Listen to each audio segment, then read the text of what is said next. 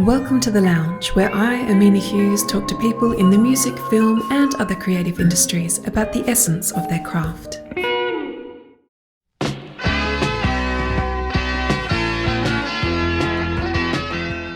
I'm joined today by Michael Charles, who's an absolute blues legend, grew up in Australia, in Melbourne, and went to the US in about 1991 after having a lot of success in Australia, was invited over to the States by Buddy Guy and his management, ended up performing a lot over there and basically just never left and found his home in Chicago. He's been inducted into the Chicago Blues Hall of Fame, and he joins us today from his home studio in Chicago. Welcome, Michael. Thanks for having me on. You're very welcome. I want to cut straight to my first question. I know that we'll sort of backtrack and talk a little bit about your history, but I'd love to really know about your journey with Buddy Guy. Okay, well, the journey with Buddy Guy was he's the man that's responsible for bringing me to the States. I always wanted to go to the States, but I was so busy and active in Australia that I kept, was always in the back of my mind, I want to go to America, And I would always mention it to my mother, and she would, one day she just looked at me and said, "You were born in the wrong country," you know. And I had this invitation. My management at the time gave me a call and said, we've just been invited to go to Chicago, and you've been asked to play at Buddy Guy's club, Legends. And what do you think? I just went, there's nothing to think about, man. Let's go. So eventually the day came where we went, and I get there, and of course, meeting up with the one and only Mr. Buddy Guy, such a legend and such a history behind him with him. I mean, he's the real deal. And so I all the way from Melbourne to Chicago on that plane, I kept going over and over in my head what I was going to say once I finally get introduced to him and shake his hand. What do you say to a man like that? But it all turned out a whole different way, because as soon as I get there, I was supposed to meet Buddy the next day. I was supposed to go to the hotel and kind of, get cleaned up. I'd never traveled to the US before. It's a long trip. Back then it took 36 hours of flying, man, when I first came to the States, going from, it just took 36 hours with some delays and stuff. But anyway, I get there, they picked me up at the airport and they took me right to the club. And I said, I'm jet lagged and stuff. And they just took me right to the club. And Buddy was doing a gig at his club. And his management, Marty Saltzman at the time, says, "Okay, let's get you up there." I said, "What?" Oh my gosh. I said, "I just been flying for 36 hours, man. They just threw me up there and threw a guitar at me. And I just sat in I'm on stage. I look to my left or right. I can't remember what side now, but I look and there's Mr. Buddy Guy playing his heart out, and I'm just standing there with the guitar on me. And he just turned around at me and said, "Take it." No pressure. Uh-oh. Yeah.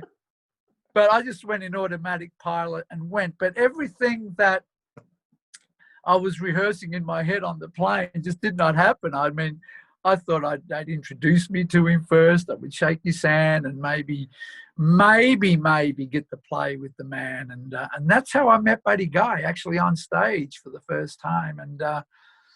And it was when we got off stage, maybe an hour later, because I walked off when I did my little thing, and then he kept playing. And then when he got off stage, that's when his management grabbed me and actually introduced me to him. So it all went backwards from what I was expecting. So wow. Baptism by fire.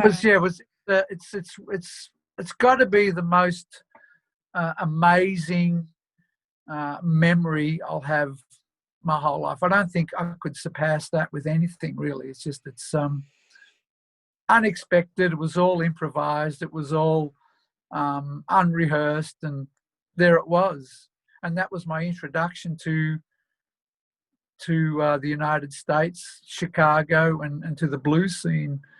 And I mean, even now, I just can't get the words out. I can't express it. It's just, I get all stuttery and stuff. I just can't. It's just unexplained. It's just one of those things. It just happened that way. It's as simple as that. There's no amazing story, no nothing. It's just a simple thing. Oh, that is an amazing story. We'd like to say good evening. This is the Michael Charles Blues Band. And Michael Charles is a young man from Australia. Give him a hand, y'all. He's come a long way to play the blues. A long way. So Michael was making his debut in the South Loop of Chicago Soul. Y'all bear with him. He's a good guy. So in the meantime, in between time, put your hands together and meet brother Michael Charles.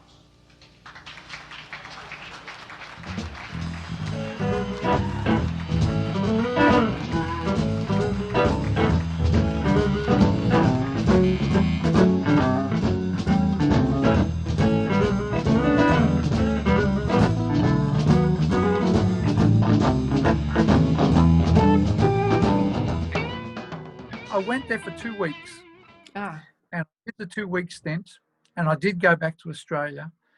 But when I got back to Australia, I got off the plane and I got home, and I'm looking around, going, man, I've done all I can do in Australia, and I found in America a whole brand new challenge. So I pretty much bought another ticket overnight, pretty much, and went back.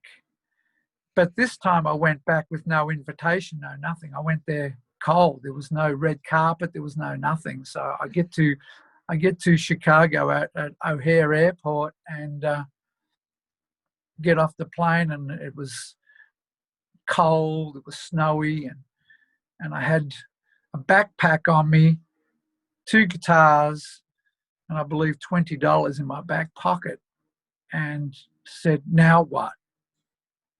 So that's how I started my life in America. I was homeless.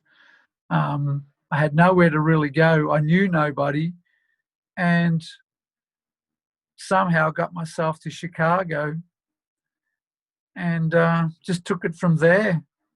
And here I am, 30 years later, an American citizen. You just don't know where life takes you. It's been a hell of a road, and it's still a hell of a road. It's just now we've got to deal with this COVID thing, but it's just, it's another experience in life that we have to cope with.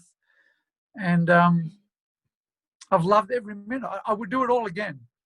Because the only way to get to your destination is by pushing yourself, and by just do what you need to do and don't look back. Because once I made that plunge, once I bought that second plane ticket and went there on my own accord, and without any invitation, and without knowing what the hell I was going to do when I got there, that was probably the most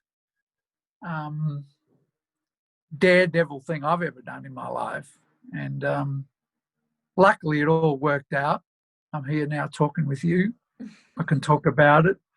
Anyway, here we are. So it's good to talk. I'm glad I met you. As I said, I checked out some of your stuff. I was watching some videos and some things. You've had a hell of a career too. Thanks. Oh, I've done some stuff, yeah. Now, I was going to say, you've put out 37 albums, which is absolutely phenomenal. And I think 35 of them were done with your friend at Dex Audio in Melbourne. I've forgotten his name, sorry, the producer. Greg Williams, yeah. Greg Williams, 35 albums with him. It's just amazing.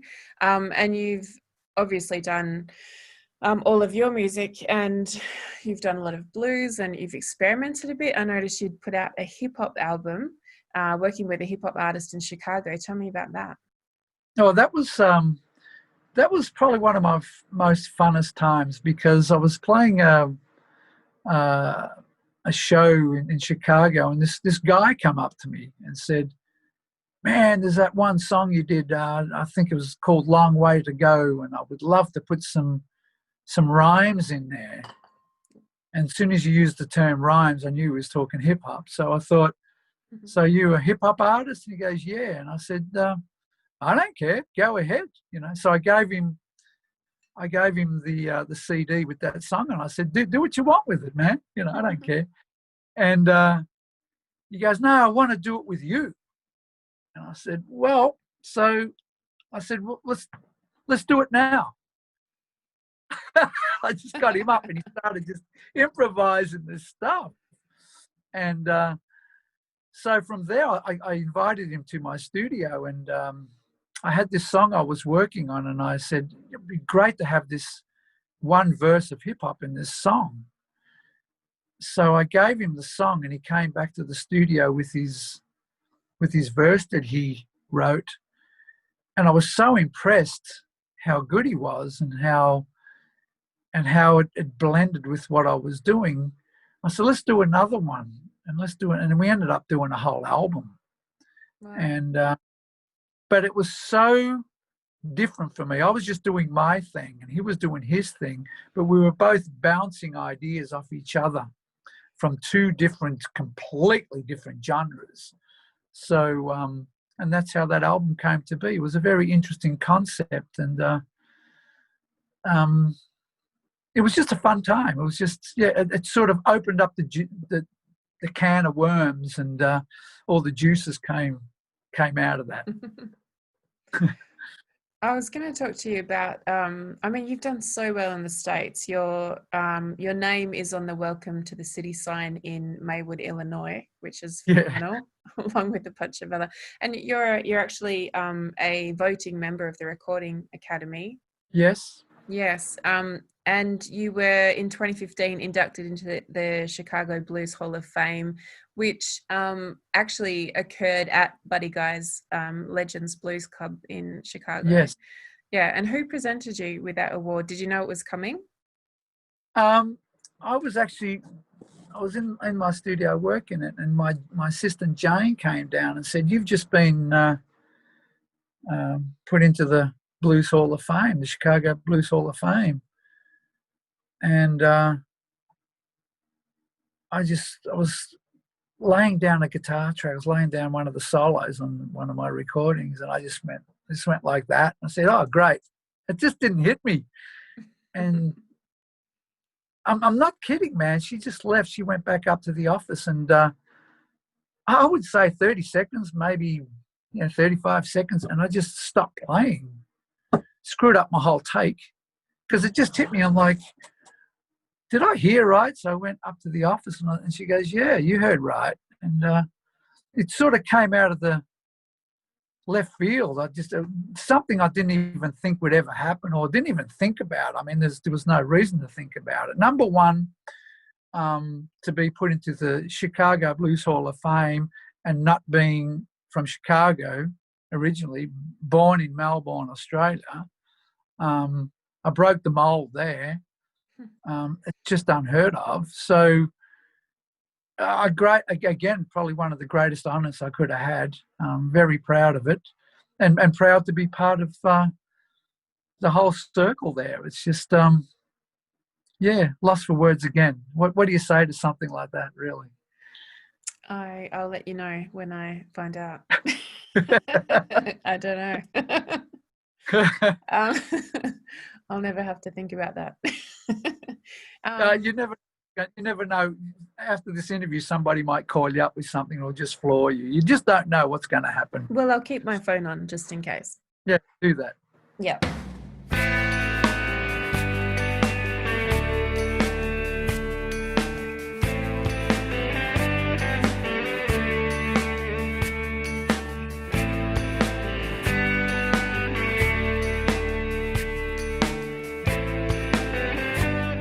So with all of your touring history, Do you have any highlights that sort of come to mind when it comes to being on the road or being on stage that just you'll remember and sort of feel for the rest of your life?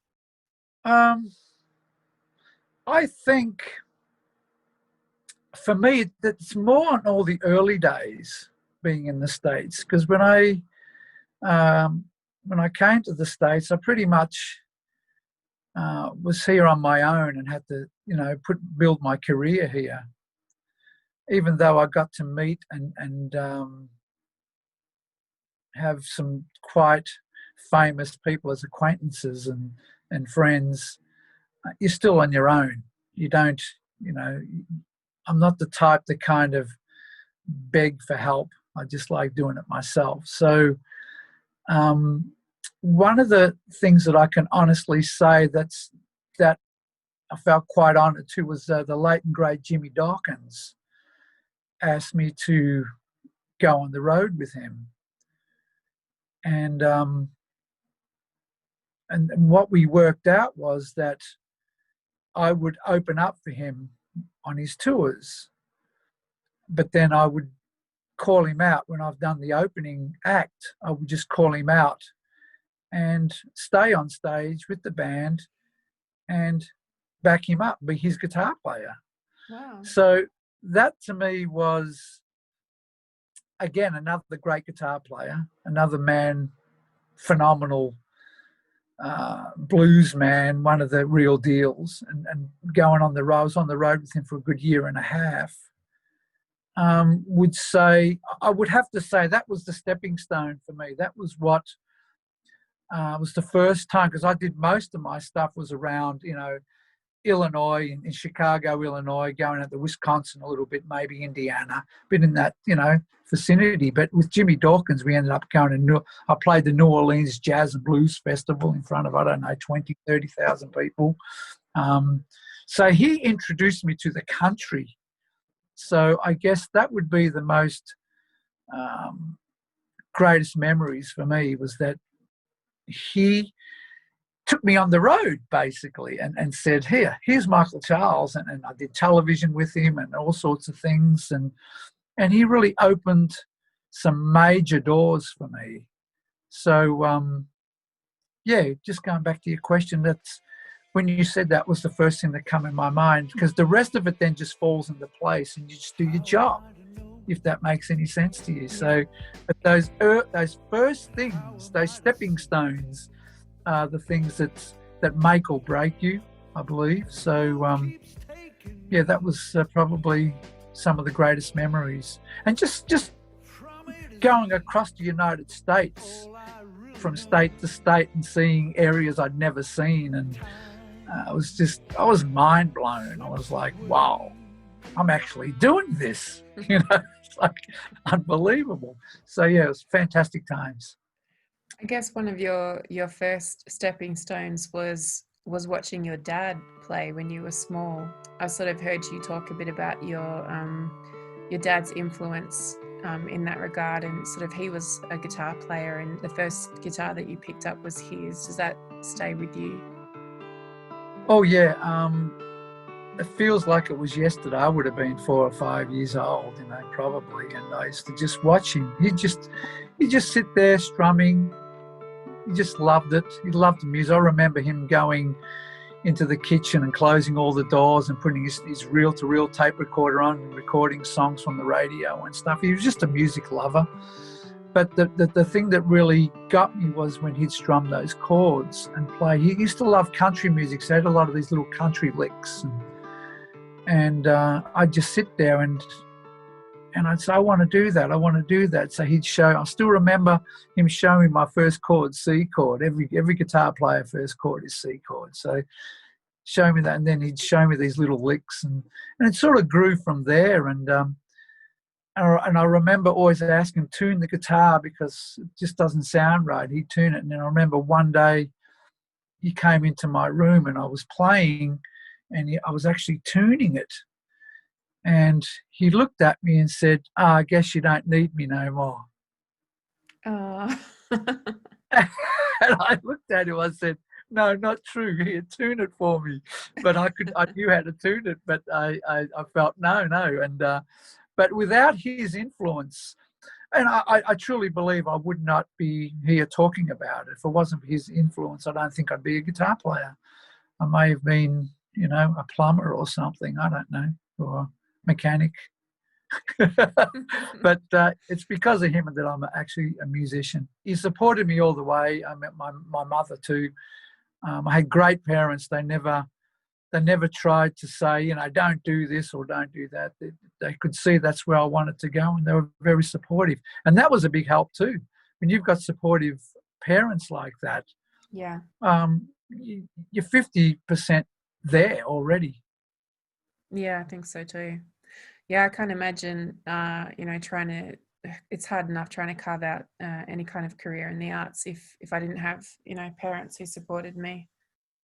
Yeah, impossible. How can you fight that, I think the supportive side of things is one of the most important things. Nobody heard the tune.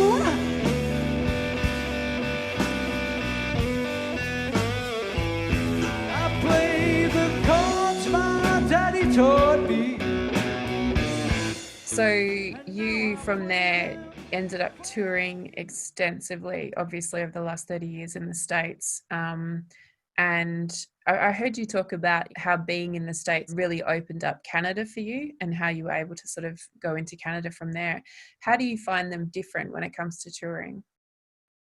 The audiences in Canada are really dedicated. What I've noticed is when I do a show in Canada and I return back to those same venues year after year, there's always those familiar faces. I always see a lot of the same faces. So I'm going to say that they're very dedicated fans. I think once they become fans, they're fans for life kind of thing. You get that feeling. That's what you get from them. Yeah. Being born and raised in Australia, I never had that feeling in Australia. Australians can kind of be there today and gone tomorrow. I'm not going to say they're all like that. And the industry in Australia was a little, maybe just for me, it was a little harsh on me because I wouldn't follow the crowd, so to speak. I would always do it the way I wanted to do things. Sometimes I remember my producer, Greg Williams, which we still work. He's from Dex Audio in Melbourne. He's got one of the best studios in the country there. And we grew up with my career. He just wanted to be a really good producer, and I just wanted to be a successful artist. But we still work together. I mean, he still does all the final mastering on my albums. And but I remember Greg one day, I said to him, I don't know what I'm doing wrong. I can't seem to get that big hit that I'm looking for. And he just looked at me and said, you're too ahead of your time. And I said, what do you mean? He goes, it's the music you're playing. It's, I said, he goes, you're not playing what people are listening to today. Your music is just, he goes, I can't even put it in the category. He goes, it's just Michael Charles. And I said, well, that's what I want. And he goes, well, stick with it. And eventually, yeah, my music did become quite successful in Australia too. But it was a difficult road. But going back to your question, even when I got to the States, if they liked what you did, they liked it forever, basically. And Canada was the same. Yeah. But in Australia, I don't know whether because I was, what's that saying in our business? They say it's hard to crack your hometown. Maybe that's what it is, Yeah, the early years in Australia for me were tough. They were tough years. But once I cracked it, it was fine. But as soon as things started looking good for me, I left anyway. So I really don't really know where. Well here. You were performing on the morning show, performing on heaps of shows. You're being interviewed. You're on had all your music videos on MTV. you know, so you were doing really well here. But I guess, like you said, you sort of got to the point where you're like, well, I've kind of done Australia and now it's time to go, you know, and be a fish in a bigger pond, I suppose. Yeah, and what I found was that I guess I struggled so hard from day one to get somewhere in Australia, and once you get there, um, well, me personally, I'm the type of guy that likes to keep moving forward. I could have stayed there and probably continued with, you know, pretty good success and make a good living and all that. But I'm always out to look for growth. I always like to keep growing. So when I went to the States and I found this whole new challenge, I thought, wow, this is something. I mean, I was on stage playing with guys like, you know, obviously Buddy Guy. Then I ended up being on stage with the late and great Junior Wells, the Chief Eddie Clearwater, and all these great, all I knew these guys from was album covers. You know, and here I am on stage with them. So of course, when I went back to Australia, my biggest thing was, wow, if I can do that on my first trip, the sky's the limit. Yeah. And because that's the hub, they're all there, you know, and I gave it a shot. And don't get me wrong, it was, I had a lot of people trying to convince me not to do it. I said, you're gonna probably drown yourself out there. The talent in Australia, in America, is there's so much talent. You're going to probably be buried in the middle of it. No one's going to be taking any notice. And I said, it's a chance I'm willing to take. And if I said it was easy, I'd be lying. It was a tough road, but again, I did it in my home country, and I did it here in the US.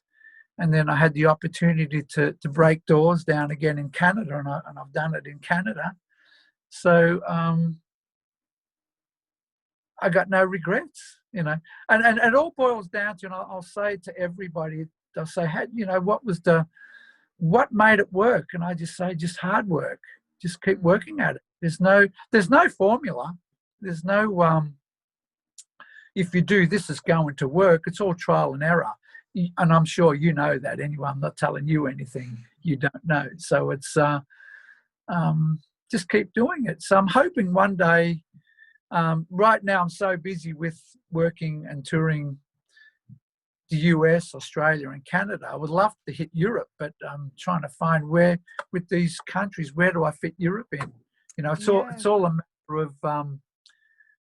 matter of getting the time in and making it happen. So, have you played in Europe at all? No, I haven't been. I mean, I've had. I know that they play my records have been on radio in Europe and other countries, but getting yourself out there. Every time you want to conquer a new place now, the busier you get, the harder it is to go somewhere else. But you know, hopefully, I mean, it's not over for me yet. So hopefully, I'll get to Europe. Maybe after this pandemic, who knows? Yeah, you should aim for it, because I mean, especially if they're already playing your records, there's so many great festivals out there. Like, even if, you know, you don't have to go over for 2 months or anything, but just go do, you know, I don't know, just pick 2 or 3 festivals and go over and just get a taste for it and do a reconnaissance mission.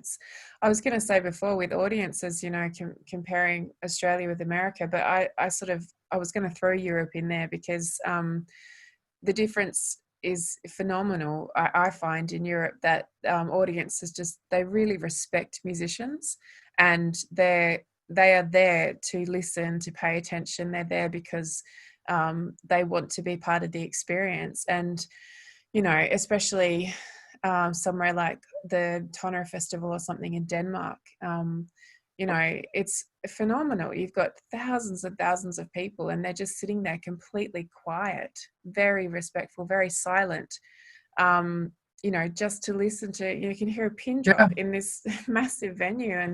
And it's just amazing. And you certainly don't get that in a pub in Melbourne.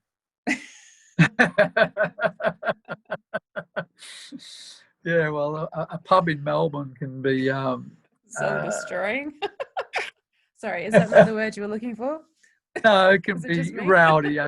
Very rowdy. Yeah, Melbourne is very rowdy, at the pubs. They love their beer. They do love their beer.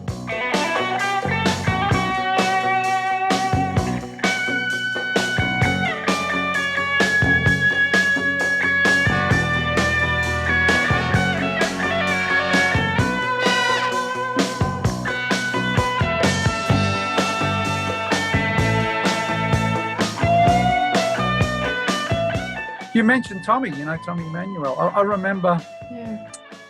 years ago, my management when I was in Australia, I would have been in my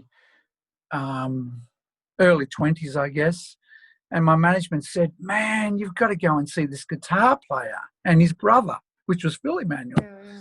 And they're just amazing. And I said, who the hell are they? I never heard of them. So I ended up going to this little corner bar somewhere, I believe it was in somewhere in Melbourne anyway. And I walked in there. There must have been about 10 people.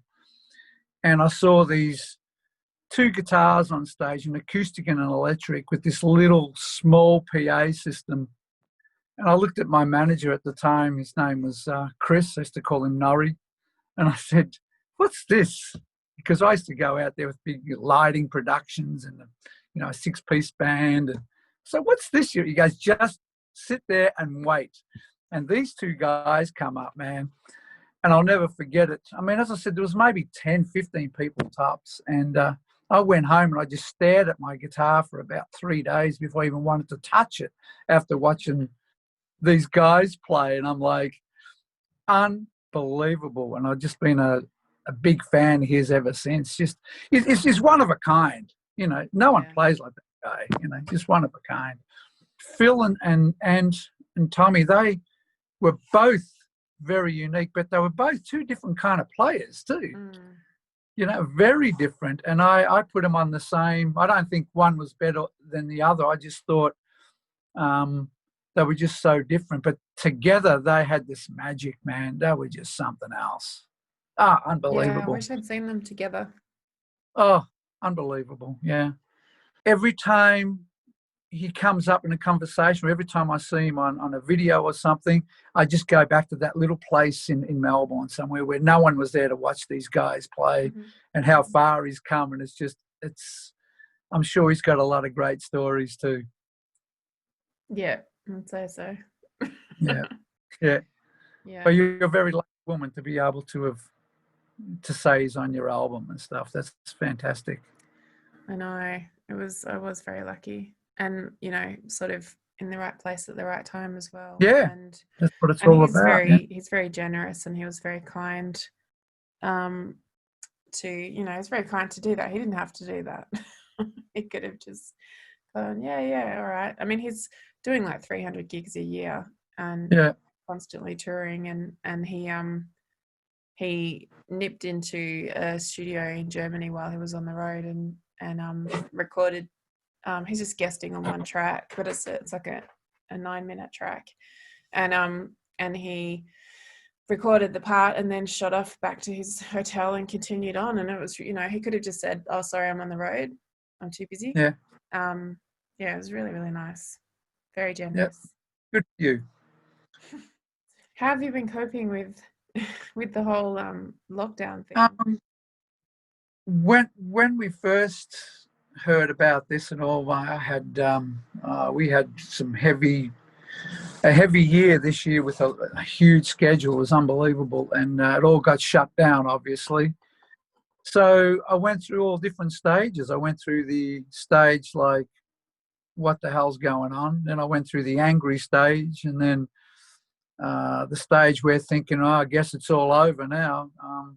So you go through all these. I'm sure you went through it too. You just go through all these emotions. But now I've kind of learned to accept the fact that it's just the way of the world. The world's been through other pandemics before. It has survived. And I think of all the people that have been through it, and other pandemics, no different than you and I. And we just have to weather this thing out. So, and I'm fortunate enough to own my own recording studio. So I thought, well, I'm not going to cry over all the spilt milk and everything anymore. I'm just going to get stuck into my music, and I kind of went back to the days where, mentally, I went back to the days where nobody was taking much notice, and I was in the studio recording and always having that hope that I'd come out with a great song and it would be successful. And I've just put myself back in that mode again, because there's no gigs. We don't know when we're going to start touring again. So I'm back to that mode. Come up with some really good music again, Michael, and just get on with it. And that's where I'm at right now. So, but I've got all the facilities and everything. So I'm just taking advantage of the disadvantage, if that makes any sense to you. Yeah, that's exactly what I've been doing. I've been sort of looking at it as a, I don't know, it's almost like an excuse. Like, I don't have to go anywhere and do anything. I can just stay here in my space and create. And it's actually been, you know, I've totally embraced that. That's exactly right. It's just get on with it with the best things you can do. But, you know, it's like the more you think about what you were doing, it's going to drive you crazy, you know, because you want to go back to, because you worked so hard to get where you were, and all at once somebody's pulled the plug on you. But like I said, I think people like you and I, we have to take advantage of the disadvantage, because we've got so much to offer still. So just get on with it. This is not going to be, even if it's for another year, a year and a half, it's not forever. So, you know, we will get through this, but we've got to be strong. And I think we all have to just hang in there, weather this thing through. If you don't weather this through and get positive with it instead of the negative side, you won't make it. You will lose your career, and you will end up with nothing, basically. So I'm just using a whole different angle. And there's things, you know, when I was on the road, I would complain about, man, I need to get this done and I need to get that done, and I haven't got time to, because of my schedules anymore. I can't get into the studio when I want to, and it just hit me one morning. I woke up and said, all these things I was complaining about because my schedule was so busy, do it now. So Yeah, there was exactly. my answer. I said, okay, let's do it now. And it's been great since I changed that attitude, you know. Because I think that when people go back to their kind of normal lives, I don't think it will be the same. I think, you know, people will get a taste of, like, it was actually pretty good feeling relaxed. You know, I want to get working. I'm inspired to create and get busy and play and tour and all that stuff. But I just feel like there might be a bit of a different approach to things. I don't know. How do you feel about that?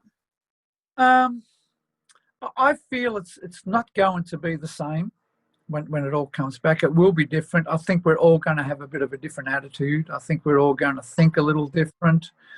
But for me, I only can talk for myself. I'm pretty much a workaholic when it comes to this. So Me too. I will probably put myself back in that situation and go back into that world of push. But because it's just who I am. It's not something that I just do. It's basically who I am. I mean, take that away from me. You might as well put me 6 feet under, because there's nothing else I really want to do. I got no other interest. I've been like this since I was a young child. From the first time I picked up a guitar and strummed it, I said, that's it. And I haven't looked back. And I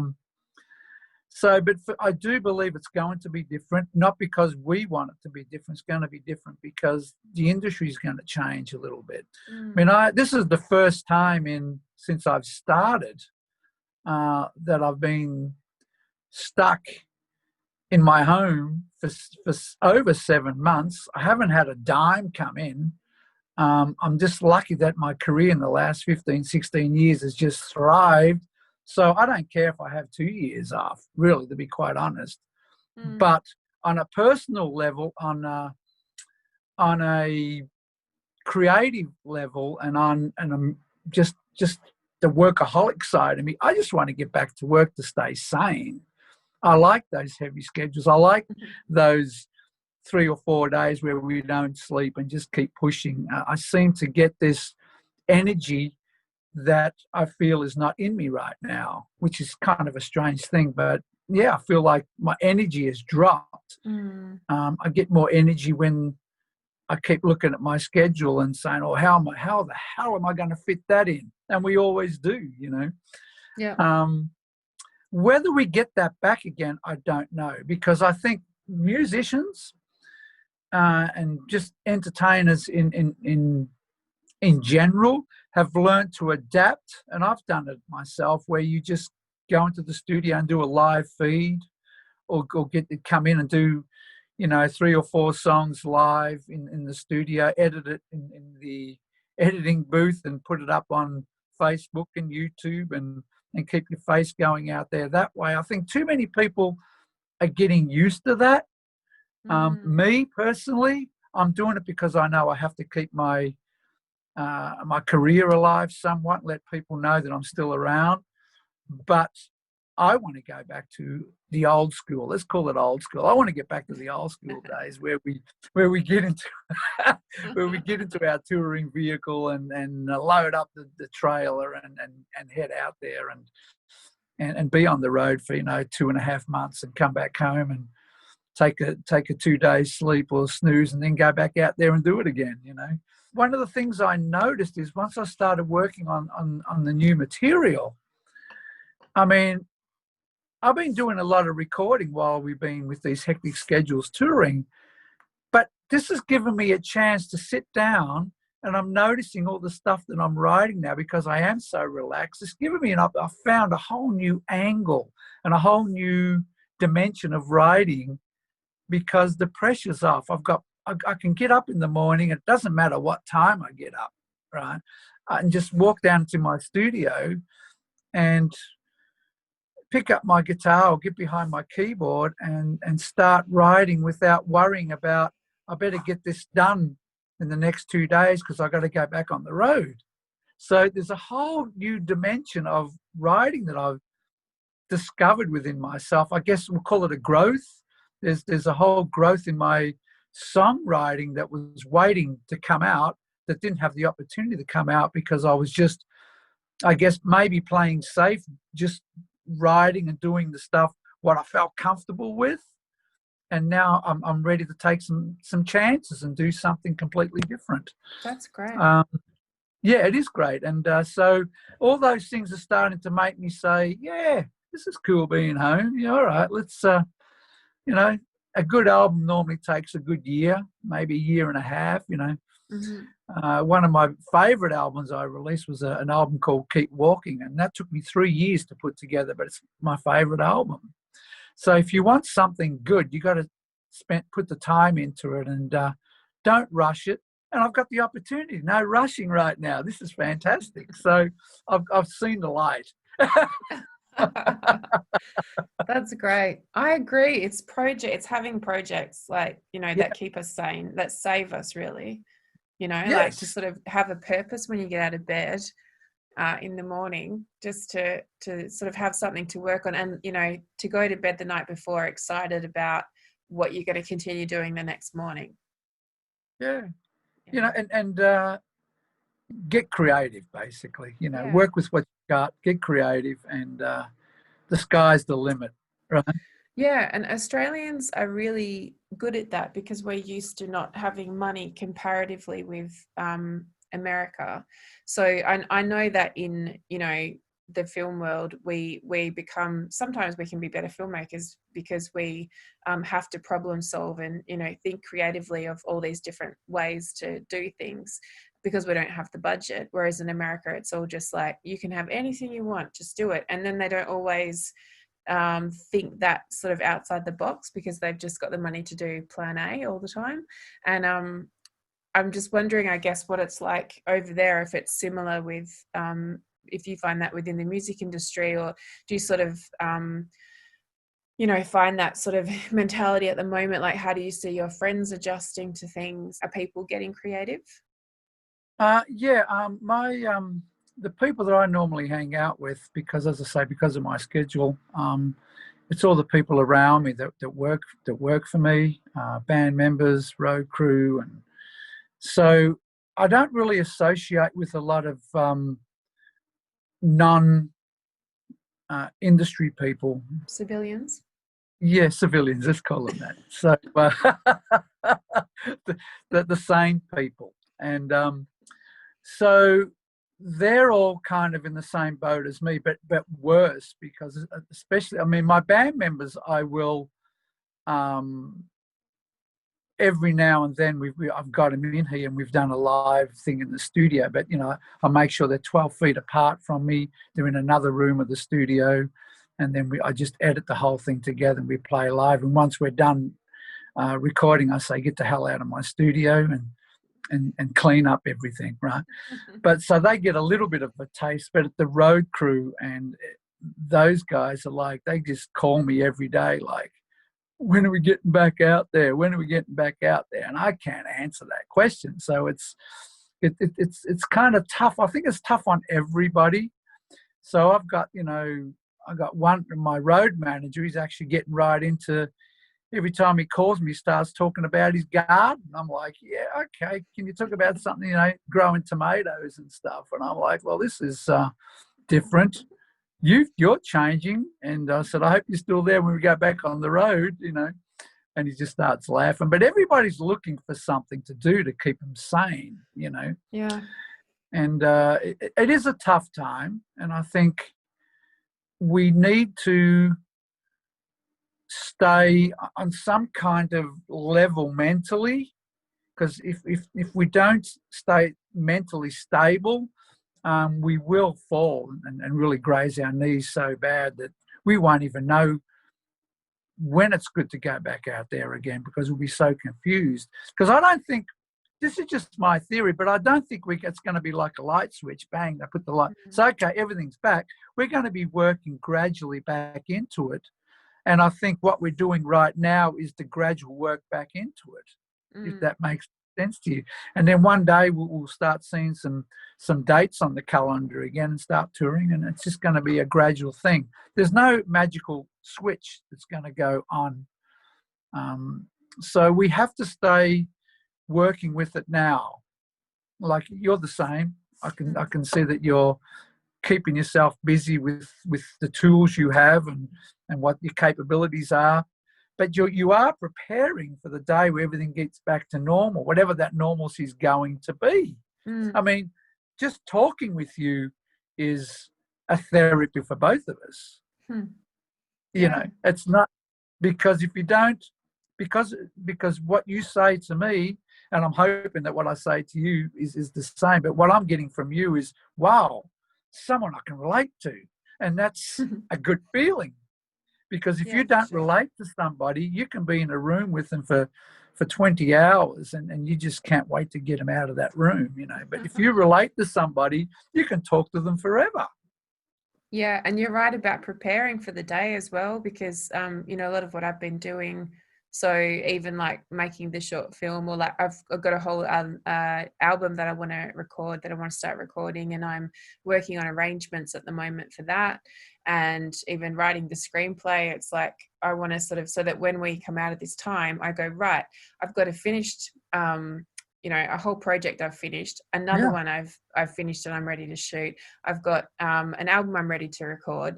So that's basically, this whole time is just sort of about getting ducks in a row for the day. Exactly. Although, like you said, it won't be a switch, but just for that time when it's like, well, how am I talked to a mind coacher who works in the music industry, and she said something about thinking about how do you want to look back on who you were in this time. And I was like, yeah, that's what I've been doing. I'm really conscious of that. I was sort of going, well, that's that was actually a great period for me, in that I really sort of, went into my cave and knuckled down and worked on something, just quietly in my own space, just worked away at something I really wanted to do, and then emerged from my cave just with this like, oh, I've made a thing, so I'm quite conscious of that, of looking back on this time and going, yeah, how did I use that time? Because I don't want to waste it. It's actually a gift to have this time at home to, it's almost like someone's going, what do you want to do? What do you really want to do? Well, if you had all the time in the world, what would you do? Yeah. Well, it is a gift because if you can see it, it's a gift. Yeah. You know, you've got to, as I said, it took me 7 months to see it, but it is a gift. Once you do realize that it is a gift there, and it's a great word you use, and if that, once you realize, wow, I've got all this time to really work on something that could be one of the best things I've ever done. If you can see that, because to do something, if you can surpass what you think was your best work, to surpass that, you need the time, the effort, and the brain awake to do it. I did a series of solo things on a virtual. I did 9 shows. We'll call them episodes, I guess. And throughout those 9 performances, I just did it by myself on the guitar and sing. And from the first to the last sessions that I did, I could feel myself getting better and better, just not relying on a band. It was like, wow. But yes, yeah. got to work at it, you know. Yeah. And what's happened now is because I thought they turned out pretty good, I've released, there was 19 songs. It was coincidental, but there was 19 songs that I did totally on my own. So I called, and I've released it on a download, and I just called it, I put on the album cover, it's a big 19, and then in the shadow in the back, it's got a C, and everybody thinks it's COVID-19, but it's not. It's 19. It's 19 cuts. But Death by 19 cuts. It was so. I mean, it was just so coincidental. I didn't even think about it. It was 19, and I put a C for cuts. 19 cuts. It's a coincidence, though. It's a 2020 album, right? Yeah, it's weird, you know. It's like I couldn't have planned it if I wanted to. You know what I mean? So after all of these years and all of this touring and all of this writing, what is it that keeps you inspired to keep creating and to stay on the road and keep going? Looking for new things. Looking for a new song. Looking for, still always searching for a new guitar lick. Always trying to be a better player. And I always find, I've never looked at myself as a vocalist, and I find that a challenge always to try and be a good singer too, you know, because I'm a songwriter and I love singing my own songs. That was probably the hardest challenge. Guitar playing to me was just kind of natural, but singing was always a challenge. Like I remember recording my first album and my first single back in the day. I couldn't stand listening to myself. It was like, that's horrible, you know. And I had to trust the people around me that when they said it sounded good, that it was good, because to me it sounded horrible. And I'm still trying to get used to hearing my own voice. It's just it's a tough thing. When you do write a song, I'm going to ask you something that people often ask me. Do you start with the lyrics? Do you start with a lick? Do you start with chords? Do you just start with an idea of a theme? Or does it all sort of come together at the same time? It all comes together. I sit down and usually I'll come up with a tune while I'm just practicing, or just, you know, put it this way, I've never allotted time for myself and say, well, this is my songwriting time, or this is I'm going to work on an album time. I've never done that. It's basically, yeah, that feels good. You know, and just make sure you capture the moment. I never put anything down on paper. It's all in my mind. So I always tell everybody, I'm going to bring don't look for any songs, because I'm going to bring them to my grave with me. They're all in my mind. If I come up with something, it just stays there. And when I'm ready to use it, I just bring it out and do it. I don't know. I've done that since I was a kid. It just kind of stays in my mind. It's my filing cabinet is my mind. Yeah. And if something doesn't stick, it means it wasn't good enough. So then I've tossed it out. It's gone through the shredder. Well, I certainly hope that you keep staying inspired and keep working for a very long time, because you've produced some of the most fantastic music that we've seen come out of Australia and America. You're obviously very highly respected over there as well, which is fantastic. And yeah, I'm so honoured that you're here talking to me today. And vice versa, I'm honoured to be talking to you too. I've seen some of your stuff. You ain't anything to sneeze about either, man. So you keep going too. Thank you. I shall. I shall do my best. Okay. Thank you so much, Michael, for joining me on the lounge. Hopefully we can do something together one day. Yes, I would love that. That would be awesome. I'm just start packing now. See you in Chicago. Yeah, take care. Thank you. Bye-bye. The Lounge is brought to you by Sky Woman Productions in Australia, produced by Travis Curry at Curry Media in Canada. Subscribe on YouTube, Twitch, or wherever you find your podcasts, and watch us live via the Aminah Hughes pages on Facebook or Twitter. I would like to extend a big thank you to my very special guests and to all of you beautiful people for watching or listening. Thank you for joining me on The Lounge.